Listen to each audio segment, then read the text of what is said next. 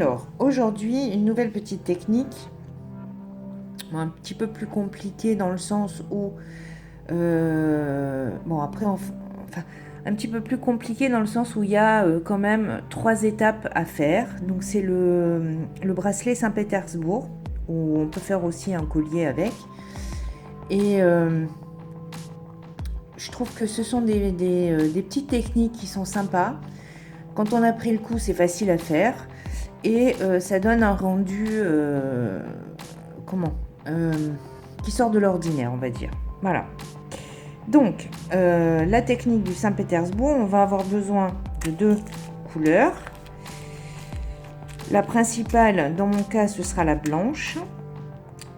La deuxième couleur qui va amener un peu de métal, on va dire, à mon bracelet, c'est la deuxième couleur. Et ensuite, on va prendre des toupies, qui sera la troisième couleur du bracelet. Alors, c'est vrai que vu comme ça, ça vous dit rien du tout, ce que je comprends. Donc, on va le faire ensemble. Alors, il faut savoir qu'avec la Saint-Pétersbourg, on peut faire des flèches en associant en fait deux bracelets ou 2 colliers. Enfin, je sais même pas, enfin 2 brins, on va dire. Et vous allez voir, c'est sympa. Alors, pour commencer, on va prendre une argentée. Alors, c'est vrai, il faut que je les pousse parce que sinon, on ne va pas avoir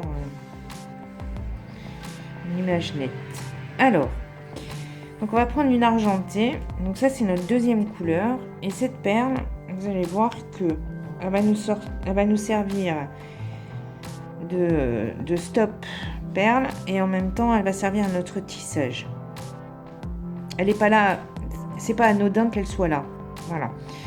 C'est-à-dire que celle-là, on va pas l'enlever, on va la garder. C'est vrai que généralement les stop buds, on les enlève à la fin, mais là, pas du tout. Alors, donc, on commence. Déjà, on va prendre. Alors, c'est un peu comme le tissage spirale, où on va avoir une colonne vertébrale, on va dire, où on va y revenir à chaque fois, et on va ajouter nos éléments à droite et à gauche. Donc, on prend 5 perles. Alors, moi, c'est des rocailles, 5 perles de rocaille. Et ici, donc, les 5. Donc, ces deux-là, on va les laisser, on va s'en servir après. Ici, on va venir dans ces 2 perles-là, de manière à faire comme comme le début d'un herringbone, pour que celle-ci vienne se plaquer à côté de celle-là. Et donc, là, on va mettre... Et on va obtenir ceci. Alors, vous êtes d'accord avec moi que là, on est en haut. Et que si on veut redescendre, on n'a pas trop le choix. Soit on redescend ici, ou soit on reste là où on est. Alors, on va rajouter ma petite toupie, qui est ici, qui va nous permettre de redescendre dans nos 3 perles blanches. Et on va avoir le premier brin de notre Saint-Pétersbourg qui va être ici. Et là, c'est pareil, il faut revenir ici, dans les 2 perles qu'il y a là. On va prendre une perle argentée et elle va combler en fait le trou qu'il va y avoir ici, entre les 2. Et on va venir à l'intérieur et on se retrouve sur notre colonne vertébrale qui est ici. Alors au début, on a ajouté 5 perles de manière à avoir 3 ici et 2 ici. Maintenant, on va rajouter 4 perles parce qu'on a déjà le socle qui est prêt et que finalement, ce qui nous intéresse en fait, c'est les 4, puisqu'on recommence comme tout à l'heure. On refait un herringbone On refait un herringbone. Voilà, n'hésitez pas à redescendre. Hein. Voilà. On reprend notre toupie. On redescend et on reprend 3 perles.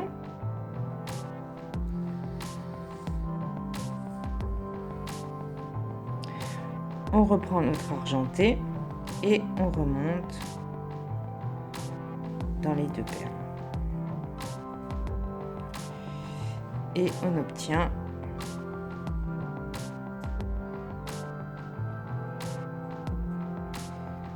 ceci. Et en fait, le Saint-Pétersbourg, c'est ça. C'est-à-dire qu'on continue encore et encore.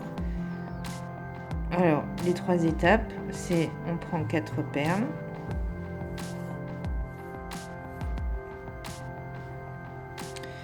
Donc, première étape, on coupe en 2.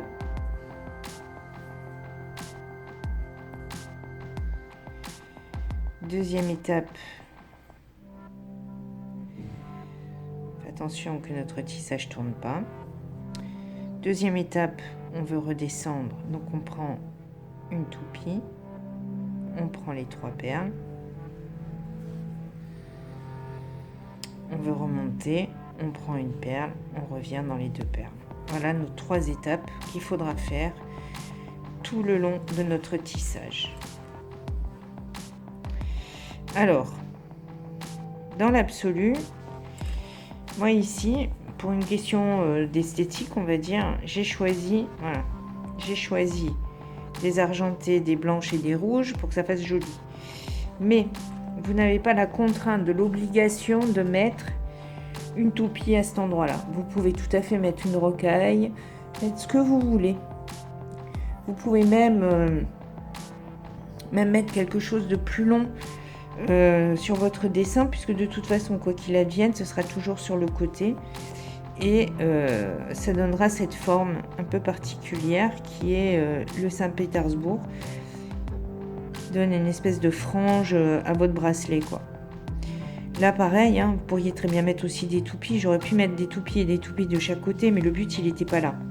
Le but, il était de vraiment montrer les 3 étapes différentes. Et après, vous êtes libre de faire ce que vous voulez, quoi. Vous pouvez très bien, par exemple... Allez, on va refaire une ligne. Donc, on va reprendre 1, 2, 3, 4. Voilà. Je reprends mes 2. J'aurais pu très bien prendre une toupie et, par exemple, un délicat pour mettre au bout. Je revenais dans ma toupie et je repositionnais 3 perles. Je reprends 3 perles. Je redescends et j'ai ce motif, de manière à ne pas avoir par exemple le fil, parce que là on voit bien le fil qui passe sur la toupie. Donc là le fil il passe sur le délicat, ça se voit un peu moins par exemple. Et on remonte. Après on a la possibilité aussi par exemple de mettre les fameux buggles, hein, qui sont des tubes avec au bout ce que vous voulez. Vous n'avez aucune obligation de respecter quoi que ce soit. La seule chose, c'est qu'en fait, dans la technique du Saint-Pétersbourg, étant donné que on fait un pliage de nos perles, on se retrouve avec un trou en haut et qu'on ne peut pas redescendre. Donc en fait, les perles qu'on ajoute en haut et en bas, ce sont en fait des perles de camouflage du fil, c'est tout. Et en fait, le but du Saint-Pétersbourg, c'est effectivement de monter comme ça en perles, de manière à avoir toujours le même dessin en montant et de faire notre tissage. Donc ces perles-là, les toupies et les argentés, ne sont là qu'en fait pour cacher le fil et pouvoir remonter dans notre tissage et avoir cette fameuse colonne vertébrale qui est ici, voilà, elle est en 4. 1, 2, 3, 4, enfin 1, 2, 3, et là on repart sur 5 à chaque fois.